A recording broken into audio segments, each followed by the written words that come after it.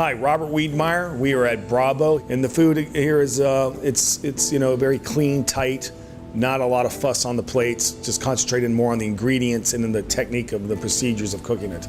You know, everything we bring in is in whole animals. If you're going to take the time and the effort to take the life of an animal, you have to pay the respect to eat the entire animal, which brings you into being a full circle chef in my mind, because if you're buying stuff that's already fabricated, then you're missing out on the true love of being a saucier or being a butcher.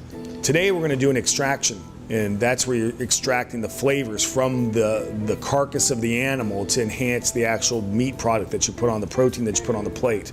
I'd like to introduce Chris Watson, my executive chef here at BRABO, along with Karen Hayes, my executive sous chef here. So Chris brought in this lamb from Pennsylvania. And then what we've done here is we've got the bones. What I like to do is I like to cut them up really, really small like this. The reason why I do this really small is because I'm going to caramelize these bones. So if you want to do this at home and you don't want to buy the whole animal, get to know your local butcher. So we're going to add in turnips, celery, carrots, onions, leeks to enhance the flavor of this lamb, but not too much because you don't want it to taste like a vegetable stock. For 4 pounds of lamb bones, you only need maybe about a pound of mirepoix. Okay, so we're gonna use rosemary. We're also gonna add a little bit of fresh thyme. You can't cook without thyme. Bay leaves are very, very strong. You don't need much, you can just use one, that's plenty. These cast iron skillets like this, every good home cook should have these, okay? Why? They're the best. We're going to sweat these vegetables, okay? I want the natural sugars to come out of them. You don't want to put too much of this in the pan. If you put too many bones in this pan, what happens is the bones will not brown. They'll sweat and they'll steam. See how this is getting brown right here? I want that to be golden brown, all these, okay?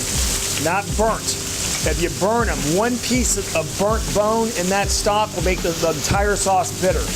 I'm going to add now these vegetables in here. From here, and then we're going to dump this. Then I'm going to take this Madeira